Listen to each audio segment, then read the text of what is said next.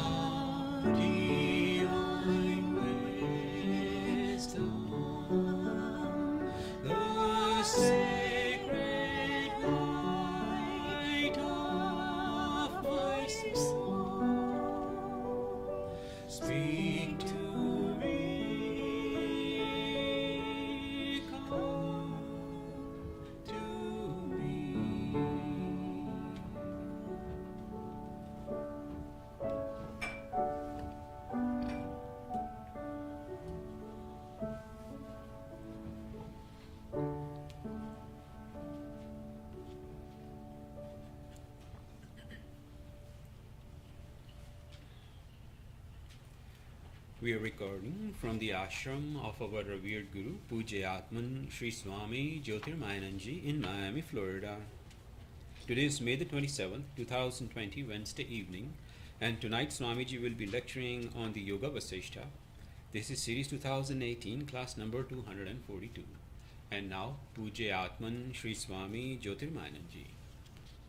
Om Brahmanandam Paramasukadam Kevalam Jnana Murtim Dvandvatitam Gagana Sadrisham Tattvamasyadi Lakshyam Ekam Nityam Vimalamachalam Sarvadhi Sakshi Bhutam Bhavatitam Triguna-rahitam Sadgurum Tam Namami. Om. Adoration to Sadguru, who is Brahman, the giver of supreme bliss, embodiment of pure consciousness, one without a second, vast as the ether, infinite, eternal, beyond the three gunas and their modifications, the supreme preceptor. Yoga Vasistha Upsham Prakarana, Section 81, negation of the chitta.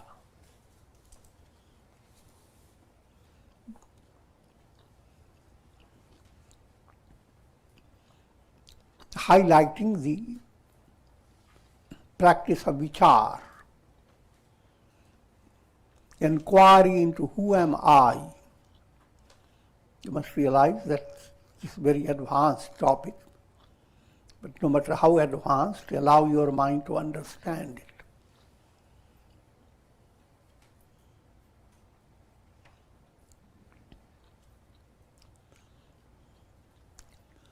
When the mind itself is negated, there is neither thinking nor thinker.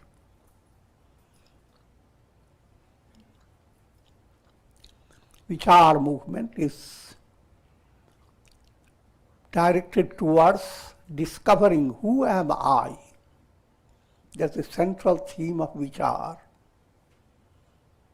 Somewhere I am, that much sure, but who? Look into your body. Are you in your nails? Are you in your toes? Are you in your knees? I'm joking, but the idea is nowhere in your body you are confined. The body will come and go and you are there. Many times your body has already come and gone. Your body is constantly a stream flowing on.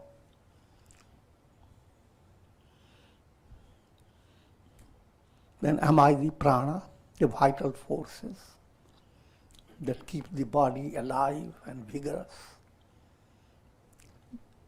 But prana is like a stupid horse. It needs guidance. So mind and senses, mind is the one, senses included in the mind. That guides your pranas. Mind says, I should be quiet. The prana is like a servant, becomes calm. What can I do? I'm giving you a very simple way to understand. When mind says, be calm, you stop breathing abruptly. Prana catches your nose.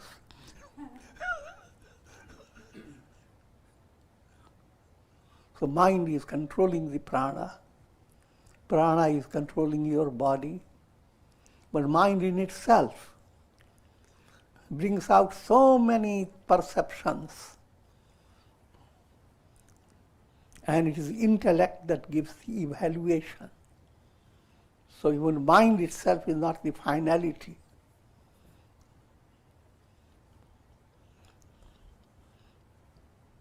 And intellect, again, is not the finality.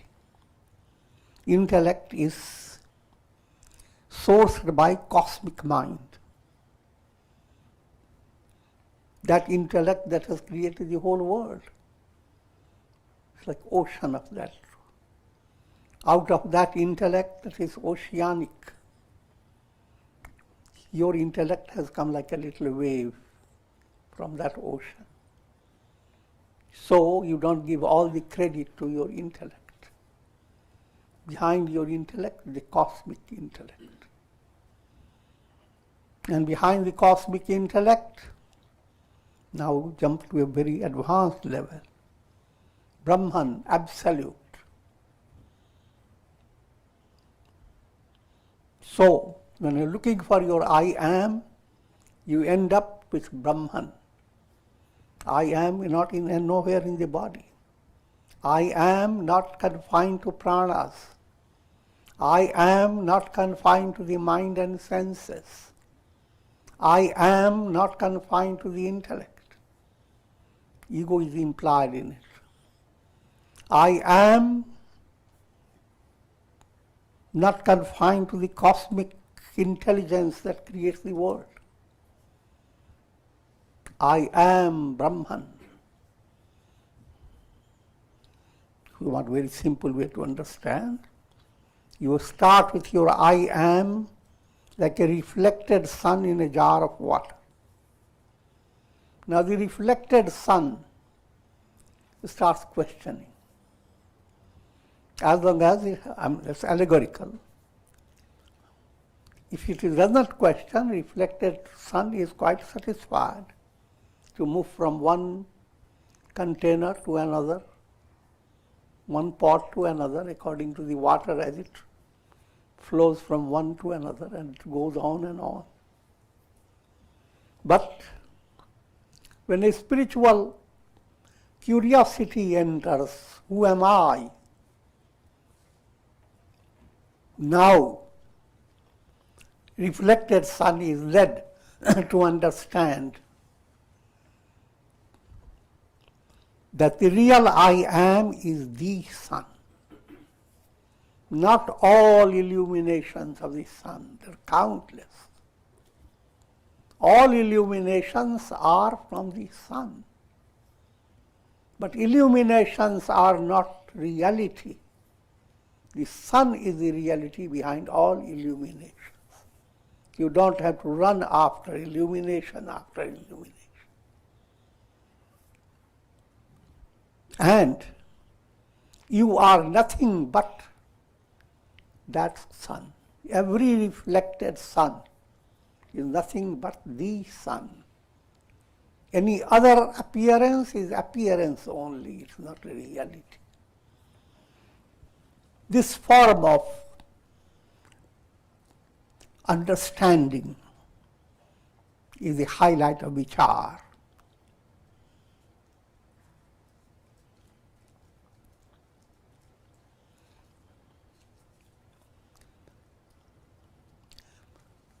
When the mind itself is negated, there is neither thinking nor the thinker. When the mind is negated, that state, Brahman, for normal way to understand, when you go to deep sleep, your mind is negated. Your ego is negated. And you are not at a loss at all.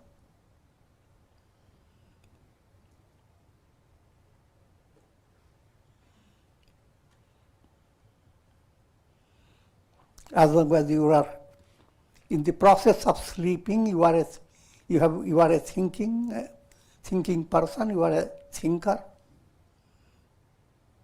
and you have thoughts.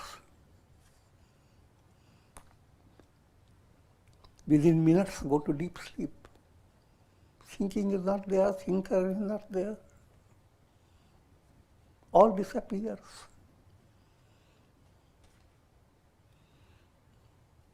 So that's the state of absolute reality, Brahman.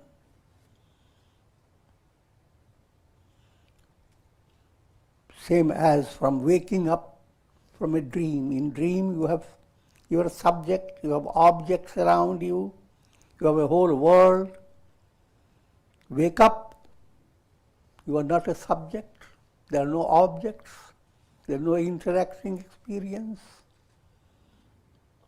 All that was done by the magic of your mind.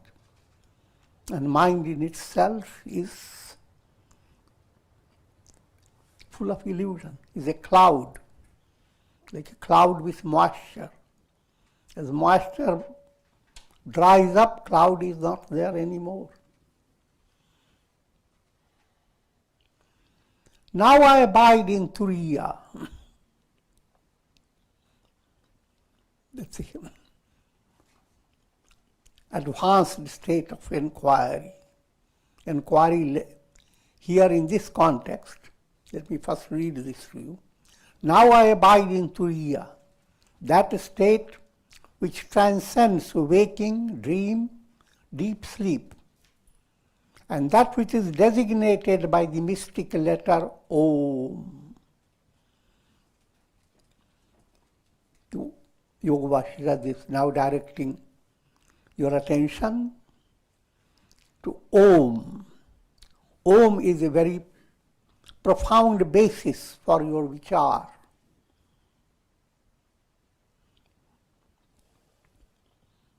And just give you a simple outline of Om. Om is practiced in this form of upasana. Upasana opens the door to vichar. Upasana is an artistic movement. You allow your mind to imagine,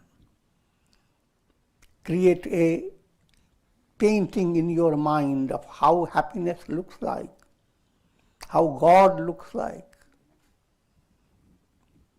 And so in that realm, upasana, God is presented as Krishna, as Rama, as Buddha, as Jesus, as so many. All these are artistic presentations from the sages. Form is not your actual reality. So upasana level requires that artistic aspect of your heart. Vichar is intellect-based, but not intellectual. Intellect that becomes purified.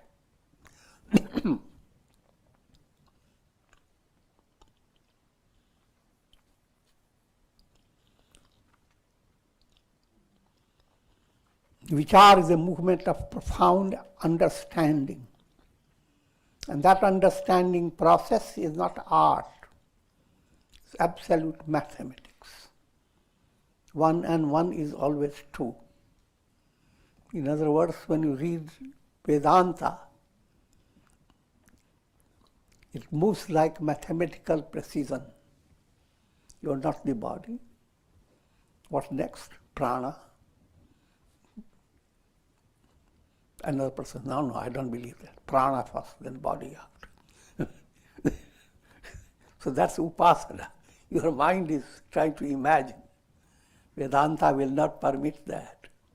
You follow step by step in precision. So, and sadhana requires both a type of effort. Upasana effort paves the way. And then vichar movement. Upasana prepares it. Upasana allows your mind to have perfect setting. And once the setting is there, vichar comes in. And upasana and vichar, they supplement and complement each other. If your vichar is correct, your upasana will be profound. Your upasana is profound, your vichar will be powerfully potent. Now,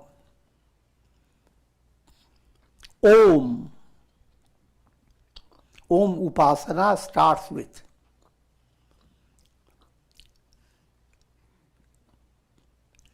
A-U-M, and the fourth transcendental.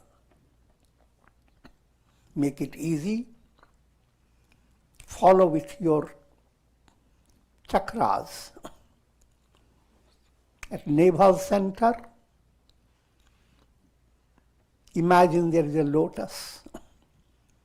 And from that lotus, sound of Om is radiating. But understand, it is not a whole Om, the all aspect of Om, the very first stage. Now, while that is your mental setting, now use your intellect now. What does it imply? First stage, A is pointing to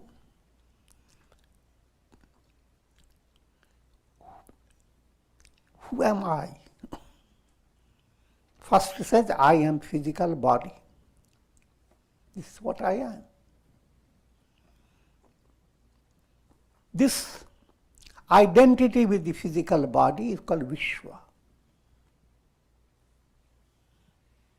All individuals are Vishwa, in Vishwa stage.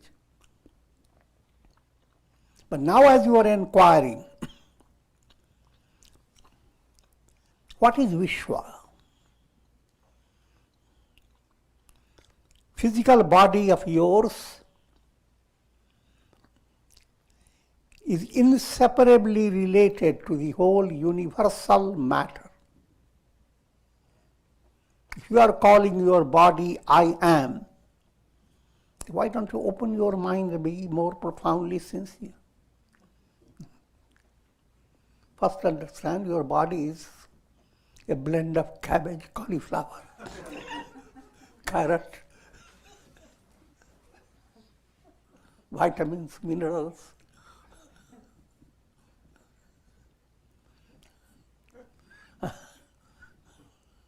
And your body doesn't stay steady.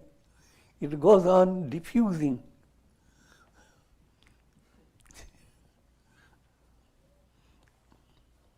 Sometimes from the ocean, there creates a little circle of water. Ocean feeds that circle, and the circle moves back into the ocean.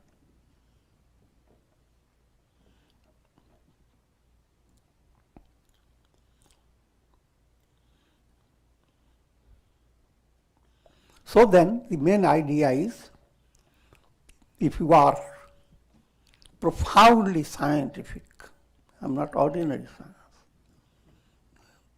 and you're asking the question, I'm body. The body, what is body? It's not a definite substance. It is coming from the entire world of matter. So why not just call it matter? Cosmic matter. So, when the sense of identity with the body, physical body, individualized, that identity expands. If I am body, I am the cosmic body as well. If that is settled, your navel center has performed the best. It is karma granthi, kriya. Kriya yoga starts. And your kriya yoga movement attains profound fulfillment.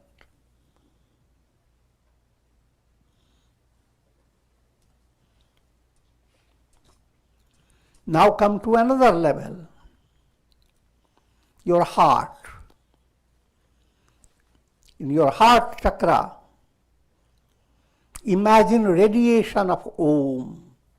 First radiation was from the navel center. Next radiation coming from your heart.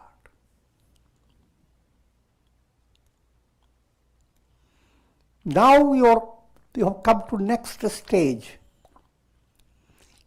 First point, you aspect of Om now is radiating, highlighted in your heart. You are listening to entire Om, but your focus is an U aspect of Om, or U. In Sanskrit, just U.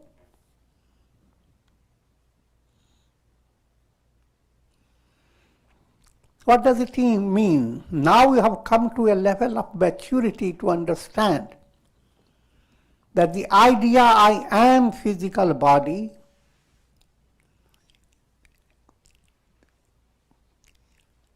is based upon mind. If you didn't have mind awareness, you could not recognize, you could not assert, I am the body. Even the picture of the body, the matter cannot be conceived without mind. In brief, matter doesn't exist, it is mind that exists. So then,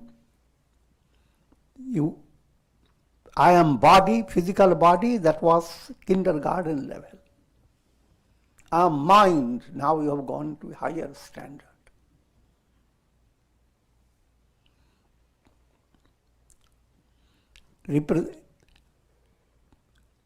Symbolized by U aspect of Om. But then again with mind comes the same predicament. Individual identified with individual mind. You are called Tejas, literally meaning effulgent. Mind is effulgent, body is just dumb.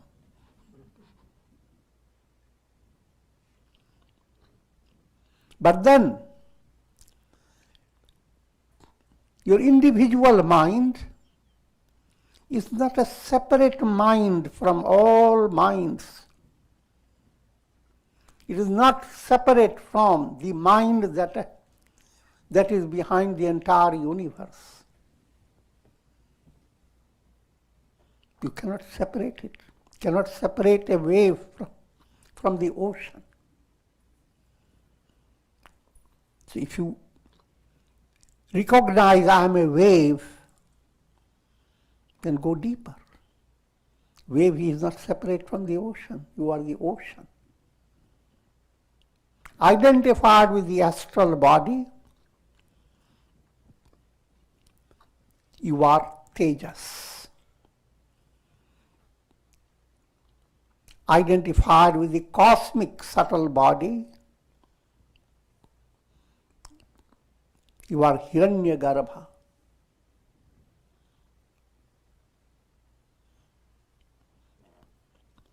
Hiranya means gold. Garbha, the womb. What does it mean?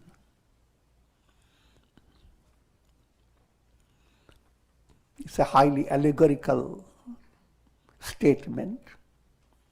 When you go after the worldly values, when you are deluded by the world, what happens? You are not going after gold, you are going after golden ornament.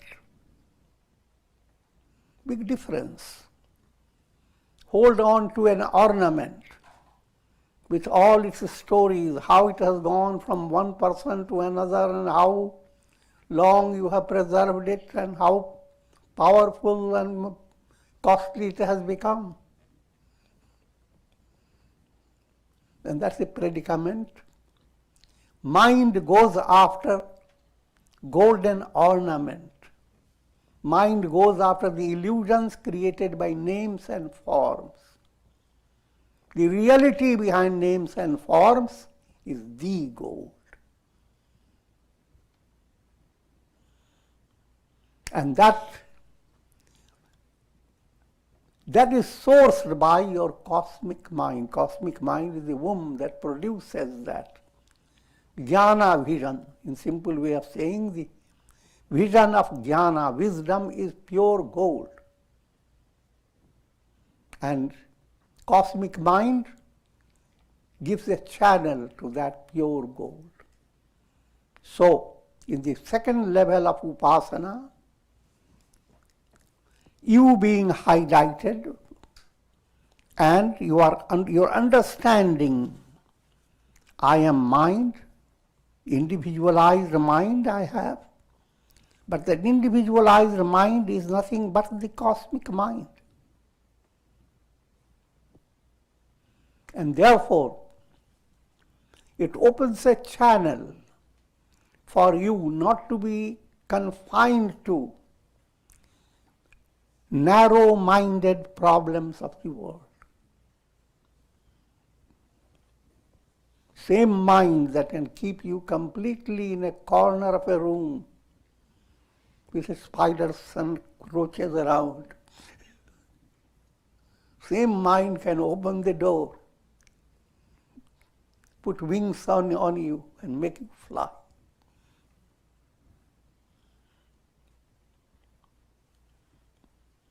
So, coming back, I am Tejas, and therefore I am Hiranyagarbha. Coming to the third stage, now you are identified with the subtler, deep down in your chitta, there's a causal state. That state is what you experience in your deep sleep.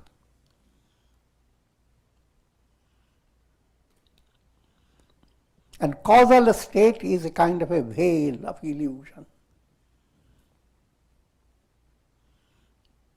Now, first stage, you are not the mind. Your mind itself is caused by the causal source. So you are individual causal personality. The Sanskrit term, you are prajna. Prajna has a subtle meaning. All that you know is sourced by your causal plane.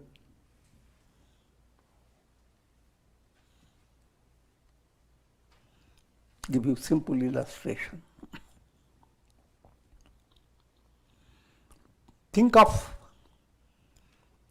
volumes of writings done by a pen with the help of ink.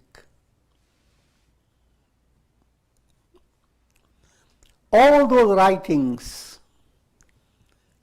that go to now become your source of countless informations, experiences, studies, the whole picture of the universe goes out. But what is the source of all the writing on those white papers? Ink.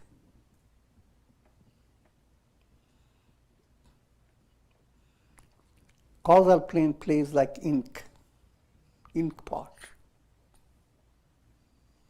Without that ink pot, there will be no experience. All your experiences are like written letters. And the source behind all the written letters is the ink. And the source of the ink is the ink pot. It's old style. I'm not mentioning fountain pen.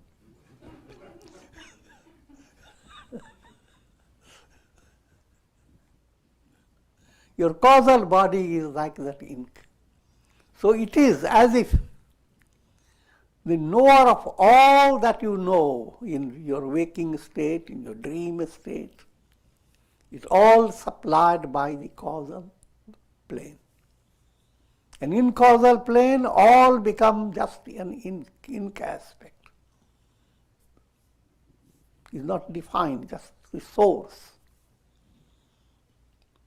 Identified with individual causal body, you are called prajna.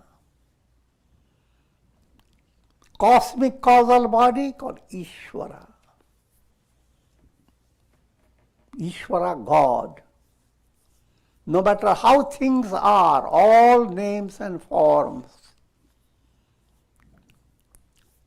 who is the substance?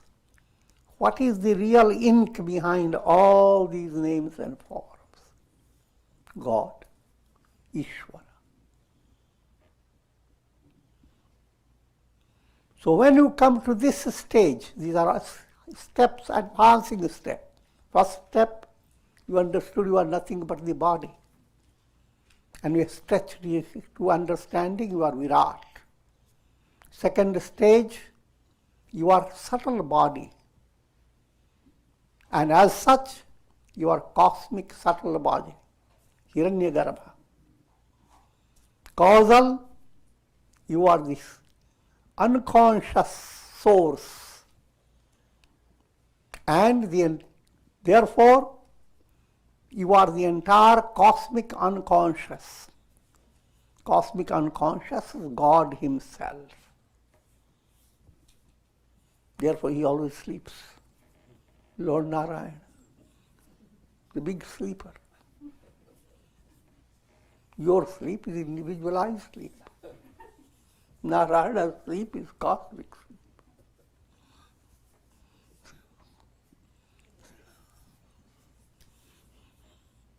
sleep.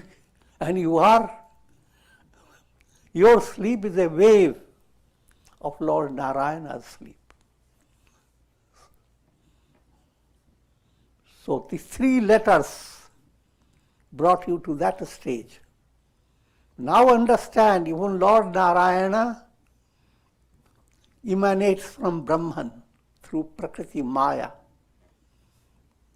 That he is not the absolute. Ishvara stage is not the absolute stage. Brahman through Prakriti. And Prakriti with three modes. Sattva predominating Prakriti, Brahman through Sattva predominating plays the role of Ishvara, God, sustains, creates and dissolves. God comes again in three aspects. Brahma the creator, Vishnu the sustainer, Shiva the destroyer. But who is that Ishvara? Brahman. But since I have opened the door, through Rajas Sattva predominating Prakriti, Brahman plays the role of Ishvara. Rajas predominating, that's called Avidya. Brahman plays the role of countless souls evolving through the world.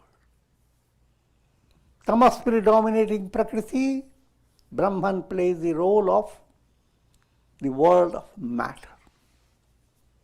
Every little matter, every little stuff you see in the world, your nails, leaves, dried leaves, stones, rocks, layers of earth, all matter. That's Tamasi Prakriti. Same Brahman through Tamasi Prakriti, Tamas predominating Prakriti, creates the world of matter.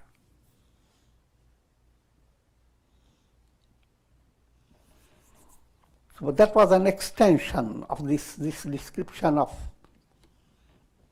Brahman and how the three gunas operate.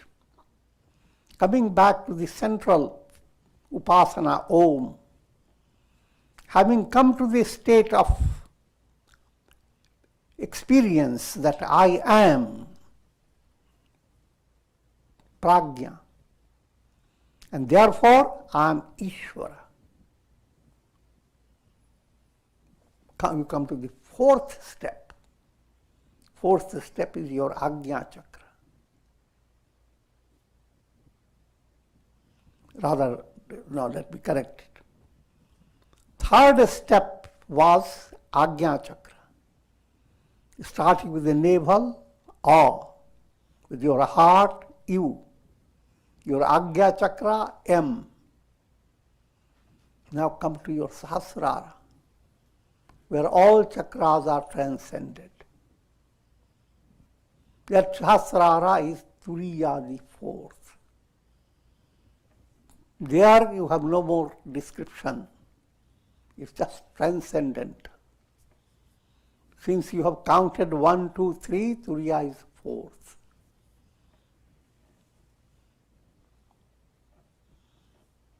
And that's the absolute revelation. So, allowing Om Upasana to enter, your vichar movement, who am I, becomes very profoundly successful.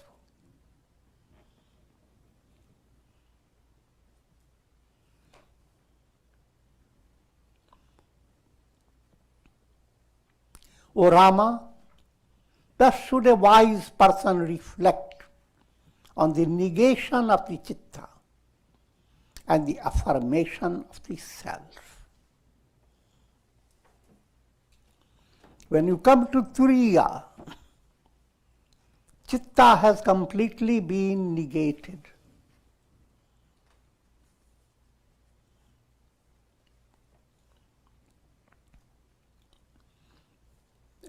Again, let you make it easy to understand.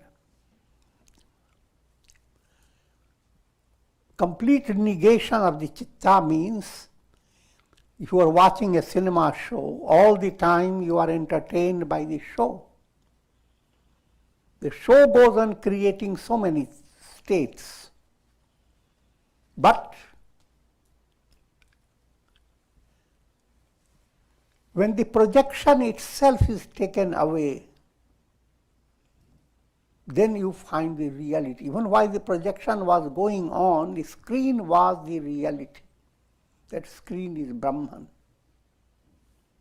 And when the reality has become realized, you have realized I am the screen, then projections have no meaning for you. So the whole projecting machinery, which is mind, is no longer needed. The screen gave value and reality to every projection of your mind.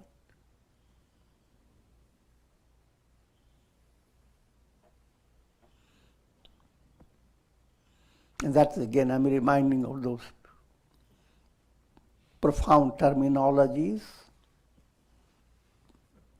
Bhava pratyaya. Projections exist. That's all your experience from bondage to release. Projections, in and through projections you attain. But after release, enlightenment, the projection itself, pratyaya bhava, pratyaya is projection. First is presence of projection. Second, negation of projection. The entire cinema show has been cut down. And that's the fourth, transcendent.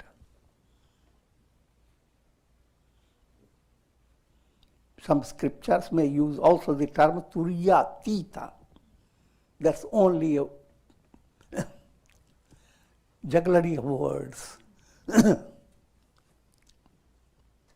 Tita means, why count fourth?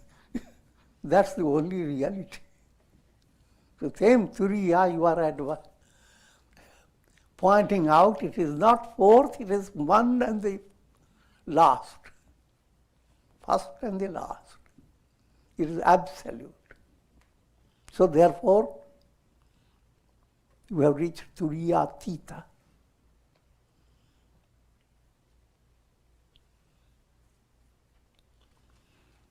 O Rama, thus should a wise person reflect on the negation of the citta and the affirmation of the self.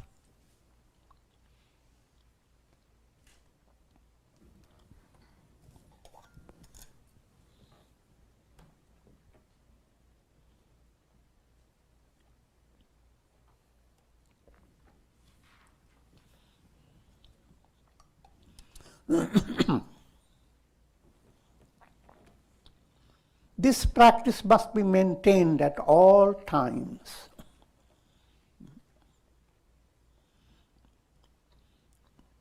Your I am problem is not just for morning or evening or for special times. You can't exist without that I am.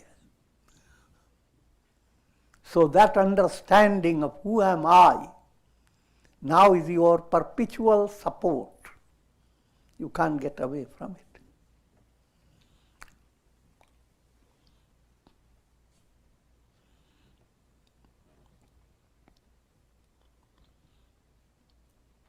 This practice must be maintained at all times while eating, sleeping, walking, standing, sitting, or in any condition.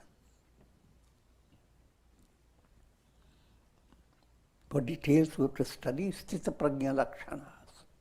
How does the sage walk, sit? Implying he does walk, he does sit, he does so many things. Your body goes on doing so many things, but you are the same person.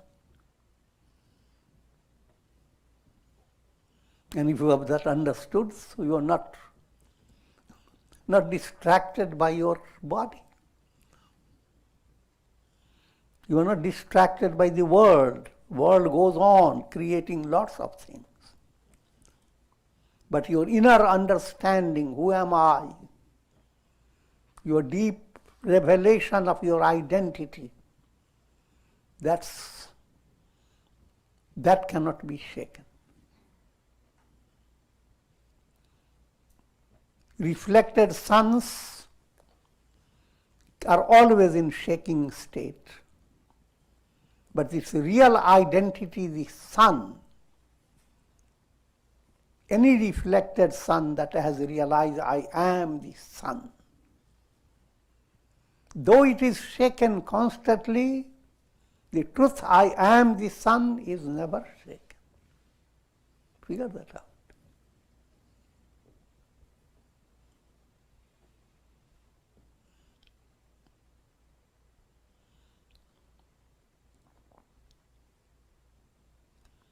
Abiding in the self, a sage will continue to perform actions in daily life unaffected by their fruits.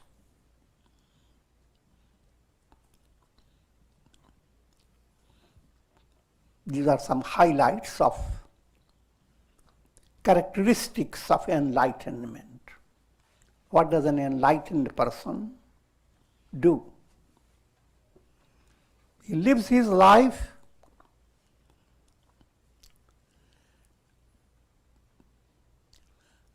but people live their life always with a mind that is expecting better conditions. Sakamya life, always on the basis of desire and expectation. If that is so, then you are not enlightened. When you are living your life absolutely niskamya, nothing have you to gain from all the work you are doing.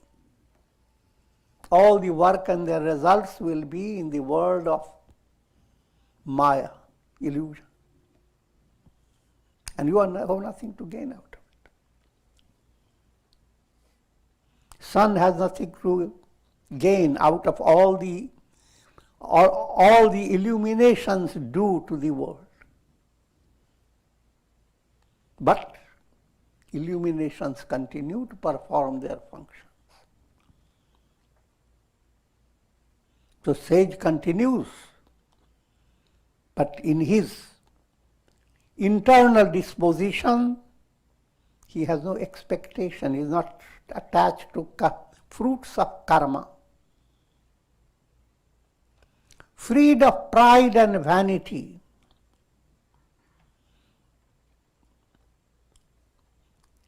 in all doings of the sage, his inner understanding, inner experience, he is simply an instrument in divine hands. Therefore, there is no pride. If wonderful things have been accomplished by a sage,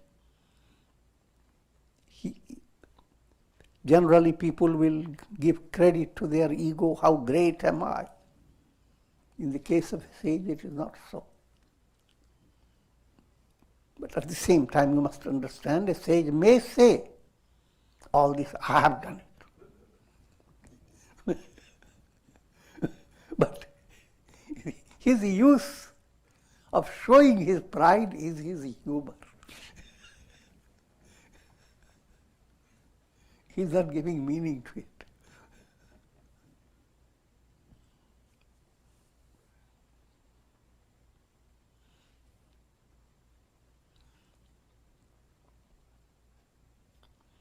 Freed of pride and vanity, endowed with serenity, no matter how the things move in the world, the serene understanding that transcends the mental process. Your vrittis go on moving one after another, projections go on moving. But in between the projections, the screen goes on flashing, revealing. Now that revelation of the screen is highlighted in your mental functions. So a sage is experiencing all mental process, but the screen aspect dominates all the projections. The projections really have no meaning, they are just illusions. But they continue, they have their own role to play.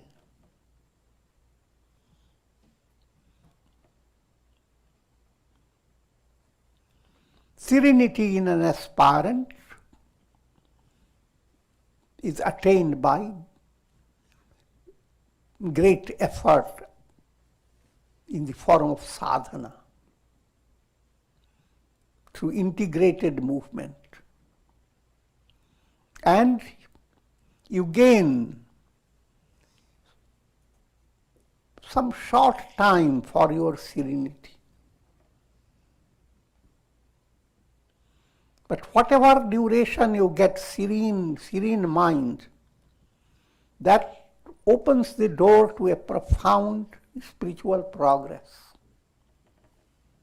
Therefore, serenity is considered one of the gatekeepers of liberation, shama.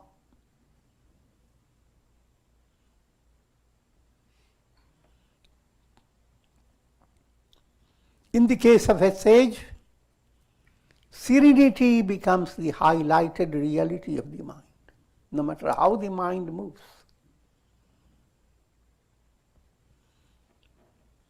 Serenity becomes like the sky. You are the sky. No matter how the clouds move and how do they play, that doesn't affect the sky. Serenity of a sage, that's deeper level of reality. That deeper level of serenity, nothing can disturb. Therefore, the face of a sage shines like the moon due to the fullness of joy. With unbounded wisdom, he exists in the world, performing deeds that are in harmony with scriptures. Sometimes you may read in the scriptures that a sage is beyond law of karma. Even if we have to kill all, he will be still the same. That type of statement is completely allegorical, nothing to do with it. That's what Krishna said to Arjuna. I've already killed them. If you kill them all, you are not killing anything. The killing term had nothing to do with murder and terror and anything of that nature. It simply means no matter what karma a sage performs, he is untouched, he is non-doer. I am non-doer, I am non-enjoyer. I am not the doer. That is absolute reality in a sage. But then comes the question, can he therefore do stupid karma?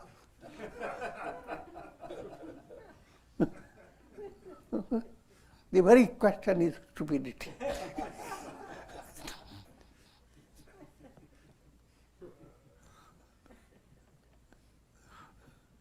It will not be possible. It will never be possible for the sun to create darkness. Sun will always create illumination.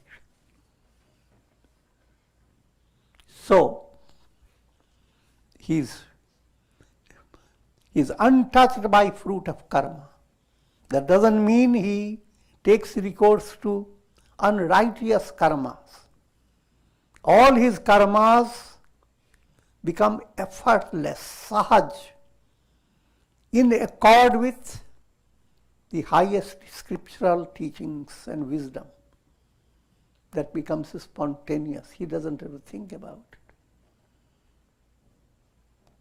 And with this I'm concluding. Om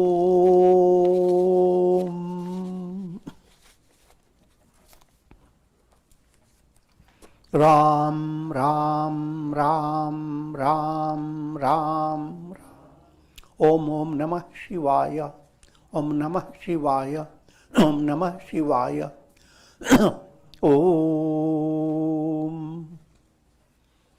Fair prayer for the shower of Karunamaya Ras, the grace, nectarine grace of compassion to alleviate all the terror and sufferings of humanity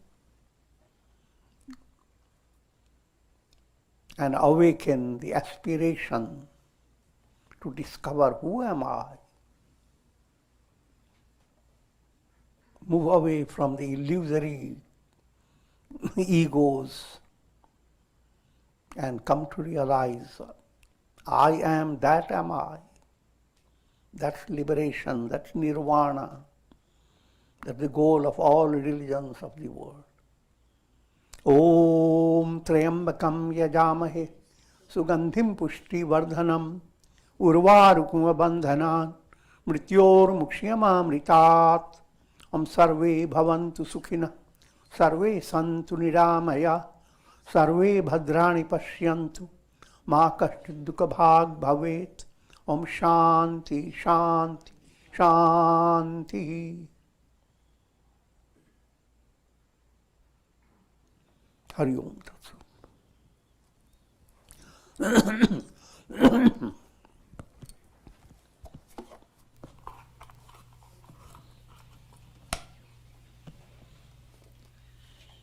Sri Ram has a question for Swamiji.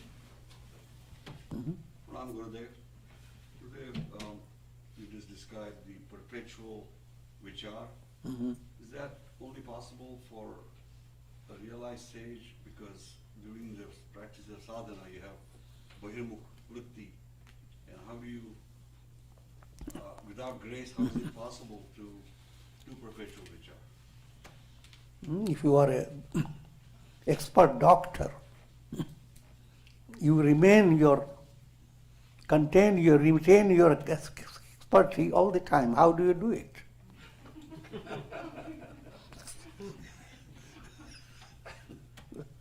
A medical student is asking you.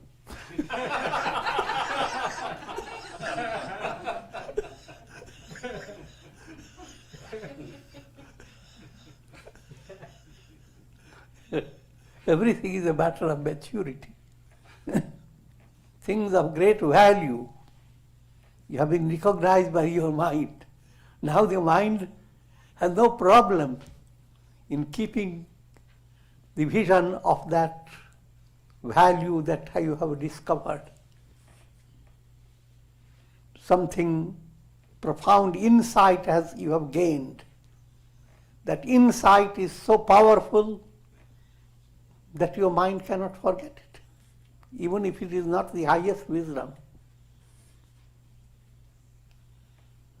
And highest wisdom, of course, then that's perennial. The movement again is progressive.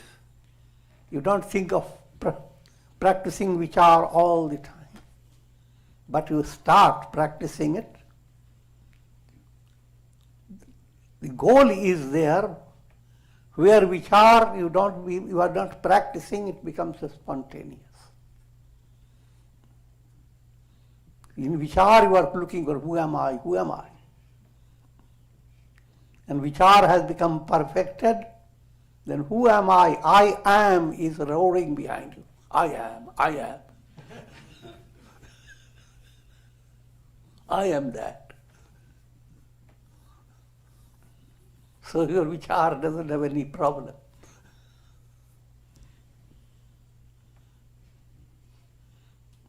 I'm giving allegorical answers, Susie.